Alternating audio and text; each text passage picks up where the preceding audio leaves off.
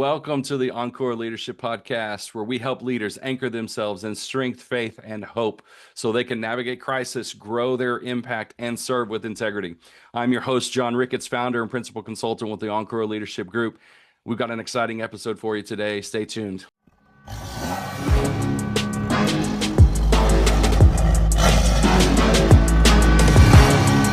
I'm honored to welcome my first guest and someone who is stepping into a significant role with Ankyra Leadership, my friend and partner in leadership, Hazel. Aaron brings years of leadership experience, wisdom, and the heart for serving people with excellence. He's joining us as an executive partner with Ankyra Leadership, and I'm thrilled for him to be here with us today and for you guys to hear from him. Aaron, welcome to the show. I appreciate you being here, man. Thanks, John. I'm excited to be here. Grateful to share a little bit of what I know and excited to see where this goes. Well, let's start with your journey, your leadership journey. It doesn't happen overnight. It's shaped through years and challenges, things that you've experienced. Tell us a little bit about your story and how did God lead you into the kind of leadership work that you're doing today? Yeah, so I started out young as a young kid, mowing yards. And so that was kind of where I started at 10, 11 years old and kind of kept going through that process. And about 15, I kind of kicked off a landscaping company. And so as a 15-year-old, I couldn't drive yet. So I had to figure out how to lead. And a lot of times that meant hiring older folks. I think I had one person that was in her 60s that she's like, yeah, I'll drive your truck around. And so Wow. like figuring out how to lead as an adolescent to your peers is something that I continue to work on. I read a lot of books as a young kid. I've always been kind of a visionary and knowing where I want to go. And so for me, it was how can I have people follow and they want to follow. And so you see that a lot, like John Maxwell. He's got his 5 levels of leadership. And so going through that pyramid, now I look back and like, oh, that's exactly what I was doing. And I didn't even Yeah. know it. Yeah, that's great stuff. Um, what were one or two defining moments that sort of shaped how you lead today? I would say that's definitely one of them. As that 15-year-old kid and trying to navigate that. I would say there's so many different things through the years. Leadership doesn't happen overnight. And so I was in the Air Force for 4 years. And so that I got to see leaders where it was I had to follow. It wasn't Yeah. I wanted to follow, I had to follow. And so seeing that opposite side of the spectrum really opens your mind and it really shows you things and what people are wanting as a leader. And then I also worked at quite a few different churches. And so bringing in volunteers where they're not being paid to follow, you've got to create an environment to where they want to follow and that they see the same Mm. mission and they bring that same excitement into it. Yeah, that's so true. So you're one of those recovering ministers as well, too, huh? Yeah, yeah, yeah, yeah, absolutely. It's I love God, I love the mission, but yeah, it's definitely can be very trying at times, and you really have to fall back just on the love of Jesus and to be able to lead through it all. I mean, look at what Christ went through while he was here, and to be Yeah. able to lead through that it's hard. It is Yeah, hard. yeah, that's true. So you recently stepped into a high level role with Encore Leadership, and uh, so what drew you to the mission and this partnership opportunity with Encore Leadership? Yeah, this mission is phenomenal. I mean, I think so many people are yearning for help. People never want to fail. We don't want to fail as a society, and so it's so important to find mentors. It's so important to bring people into your life that can speak into your life, and walk alongside you. Because so many times we would just not know what to do. I always say it's like children; they only know what they know, and so a lot of times they're making decisions. You're like, why? Why are you doing that? Well, they only know what they know. And the True. same goes for leaders all across the board in any organization. Yeah, that's true. When we were talking about the founding of Encore Leadership and our work, we started looking at the leadership landscape and started realizing that then there's a gap. There's definitely a Yeah. gap. I talked about that the last time in my first episode. There's more than one gap in many cases. I sat back over the last few weeks, and it's been, as a leader, it's been tough because and it's either you're leading through your home and you're trying to explain to your kids and your family about everything from political climate to world crisis going on to, maybe it's natural disasters that you're hearing about, and you're trying to rationalize and explain to your family, to your friends, and then you couple that with leading in the workplace or in church or in a mission organization. And there's a lot of people who are seeking answers and questions. I read multiple Yeah. comments about people who were at a church or at a ministry, and if the church pastor or minister didn't bring up a certain subject about a current event that had happened this last week, people were like, "I'm leaving, I'm walking out," Yeah. Yeah. I'm sitting here going, "Wow, like what." Our society is at such a turbulent time, and I think it's right for the opportunity for Encore leadership to sort of step in.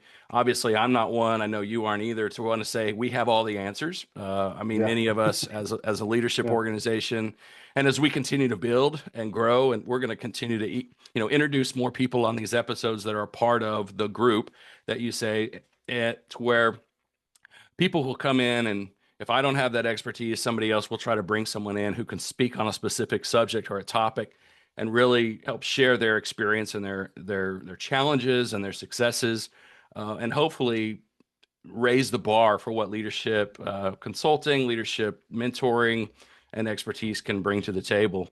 When you look at the landscape today, leaders are navigating constant change, cultural shifts, organizational pressures, crisis. From your perspective, what do leaders most need to stay anchored right now? I think a big need is that mission. I think we have got to, as leaders, we've got to set up our goals and we've got to have a mission in place, no matter which organization you're in. Christ first. That is the key to anything is making sure He is the lead, because He will take you where you need to go. But you've got to have that mission. You've got to have that goal to where you're leading and you know where you're going. We're not Yeah. following. We are meant to be leaders. So we are meant to take that first step and achieve those goals that we need to achieve. I think a lot of times I think of like David and just being courageous, and sometimes we're having to tackle that, whatever that obstacle may be, but we've still got to remain courageous and steadfast and know that God does have a plan, He does have a purpose, and He does have the direction that we need to go. We just have to pay attention. Yeah, that's true. And I mean, that's powerful to think about, having that courage in a time of need, in a time of crisis and struggle. Um, at Encore Leadership, our heart is to equip leaders with strength, faith, and hope. How do you see Encore helping fill that need going forward? Yeah, I think it's critical because we can speak into those lives. And I think when people allow people to speak in and bring honesty and encouragement, that is what is going to help, because we all need a little help. We all need, hey, we got this, or hey, man, that's a great idea. We need that as a society. And I think so many times we're looking off into the others, or we're surrounding ourselves with people that don't have those same goals or those same missions. And I think we've got to be really, really, really careful that we surround ourselves with the best people that we can. Yeah, that's true. I think, let's think about trying to be practical, for our listeners. Many leaders feel that are tuning in may feel stretched thin. They may feel tired and worn out, unsure what's next.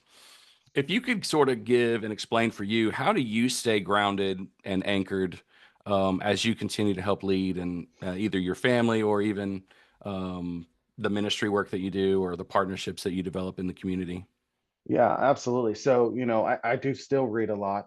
I've got great parents, so they're able to speak into me. My dad's done a lot of great things, whether it be in politics, or, in the small business world and the entrepreneurship world. So being able to have those to lean on, books, obviously great, podcasts are great. I always think back, like Jesus didn't do it by himself. He still had disciples, because Yeah. it is easy to be overwhelmed. It is easy to overcommit. And, Jesus needed disciples, so we all need people to walk alongside of us. That's true. Now I know you've started a new endeavor. I do want to talk about it a little bit. You Yeah. mentioned small business Yeah. entrepreneurship. There may be some small business owners or leaders who are listening in on our podcast. Could you share a little bit about? No, I'll just tell you. I've actually, I'll tell you the name of the business. It's called Spins Coffee. Yeah. It's located here in Oklahoma City. And I'll let you talk about the business, but I've tried their product. It's phenomenal coffee, by the way, if you're a coffee junkie. My wife sure is, and she's got me interested in coffee. So we found out where Aaron was at one day and hooked him up, and it was phenomenal. So if you're in the Oklahoma City area, look up Spins Coffee. That's my little plug there for you. But Yeah.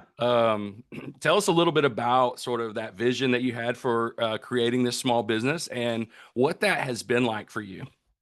Yeah, absolutely. No, it's been quite the ride. Anytime I've started a new business, I always go all in. And so my folks have coffee shops up in Ohio and Indiana, and so I just wanted to bring it to down here to Oklahoma. My wife and I kind of started thinking about it, and we wanted to do something. We couldn't figure out what that was, and coffee had always been around. I grew up with coffee, and so we were excited to start something different. And so we've got a small boutique coffee trailer, and we're like, man, weddings, and post COVID, I feel like everybody has kind of changed, what weddings look like. And so we do a lot of weddings, and the guests love it. It's because it's so much bigger than I ever thought, and so we've been able to do a few things. And I always talk to my dad. I'm like, hey, what are you doing? What are you doing? How can we do this? Or we're coming up with something. And he's like, what are you doing? Like, what? You're bottling cold brew. And so we've had a lot of fun with it, trying to figure out what works here for Oklahoma, because what works for one area may not work for another area. And so whether it's the style of coffee, or whether it's, a cold brew, bottling cold brew concentrate, and so what works in Ohio doesn't work here. So Hmm. being able to figure out what that landscape looks like here, and talk to other coffee shops and go to other coffee shops. And it's been a lot of fun. It's been a lot of fun. Oh, that's good. What if you could sort of lay out real briefly, sort of a step by step of what it took for you to establish your own business there with creating this coffee trailer? Like, what were the steps that you took to help have that entrepreneurial mindset and Yeah. spirit? Yeah, so growing up, I was able to be around it quite a bit, and then a lot of reading, a lot of looking things up, and trying to learn most about the business, because it's coffee business, but it's still a business. And so Mm, every business starts with a dream. You've got to have that mission point. You got to figure out where you're going and where you want to go, because you want to lay out that plan, and you want it to be attainable. I think sometimes we can create a plan that's maybe not attainable. Like, hey, I'm gonna have 100 stores next year. That's mm, not necessarily an attainable step. So we kind of went through, and we're like, let's start with the trailer. We're gonna focus on weddings. We're gonna, and some of that's altered a little bit, because we've picked up a couple other series and tours that we've done this year. That wasn't necessarily in the plans, but it worked. And we figured out, hey, this is great, because it's getting us out there. We're getting in front of a lot of people all over the state of Oklahoma, and it's really been interesting, just as we navigate this path, trying to figure out. Now, sure, we want a brick and mortar, and we are shooting for a brick and mortar next year, but we're going to kind of see where it goes. We're trying to go slow. We want to make sure our product stays very consistent. We That is a big complaint that we hear, especially from a lot of the chain coffee shops. It's not mm, consistent. mm. It's too big. It's too big, so it's not that good. Or their beans are too old, or their beans are burnt. And so trying to figure out how can we defeat that while Mhm. still remaining to grow. Yeah. What do you think's been your biggest challenge and your biggest obstacle? I think probably the biggest obstacle is um, getting us out there. I mean, we're doing a Oh yeah. great job, but I Yeah. think just getting people like, hey, come try us. And one of the big obstacles is we're not in the same spot all the time. So Oh, true. we'll Yeah. be in one spot for a while, for say a month or two, and then we move to a different spot, and now I've got a whole new crowd of people that I've got to bring on, but then they can't. So it's the constant moving. I would say that's probably the biggest struggle. Hmm. Weddings are one thing because we're going from wedding to wedding. But when we're going out and doing events in local cities, it's hard to try to stay consistent because I don't want to lose people because now we've just moved 20 miles down the street. Yeah. How do you think, how has social media played a role in your business development? Social media is everything.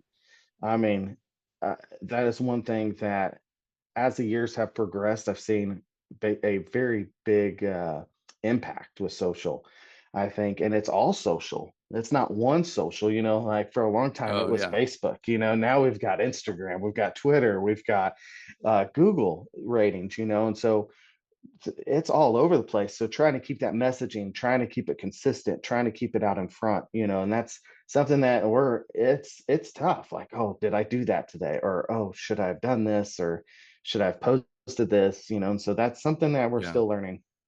Yeah, that's good. Yeah, my kids aren't even on like Facebook anymore. Like my children do not have Facebook pages. They're all either on Instagram or they're Yeah. on something else, some other platform. They're not quite gotten into the TikTok thing. They're on YouTube Reels though, which is basically the same thing. But Oh yeah. Yeah. yeah, maybe that's a good thing, not on the TikTok thing. But uh, Who knows? Who knows? yeah. Well, man, Aaron, I appreciate this has been a rich conversation. I really appreciate you sharing your heart and everyone else who's listening out there. You're going to hear a lot more from Aaron. You may be hearing some solo podcasts from Aaron. You may also hear him again as a guest of us. You'll see him out front. He'll have a bio page on our website as well. And you'll get to know Aaron a lot more. As an executive partner for Ankyra Leadership, he's one that helps cast our vision and direction. Aaron has a lot, as you mentioned. We may dive into some more. There are other entrepreneurial avenues you've taken in the past, so we'll talk about those in the future. But he's got a great heart for God and for helping people. And so, Aaron, I appreciate you sharing your vision, your heart, and for the mission. But before we wrap up, what final encouragement would you leave with leaders listening today who want to anchor their leadership in strength, faith, and hope?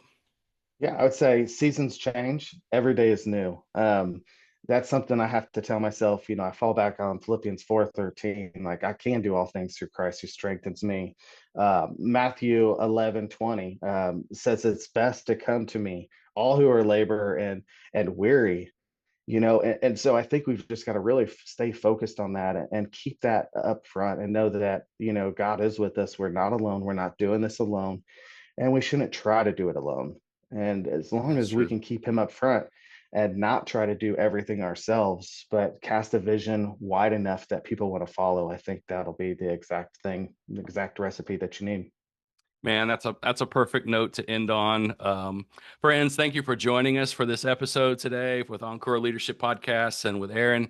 I want to encourage you all to follow us on Facebook. We also have a subgroup that's called the Encore Collective. That is for special opportunities. You'll get one-on-one sessions, webinars, and leadership tips that'll come to you through that group as well. And if you feel encouraged, feel free to share this podcast out with a fellow leader. And don't forget to subscribe. And we can't wait to see you on the next one.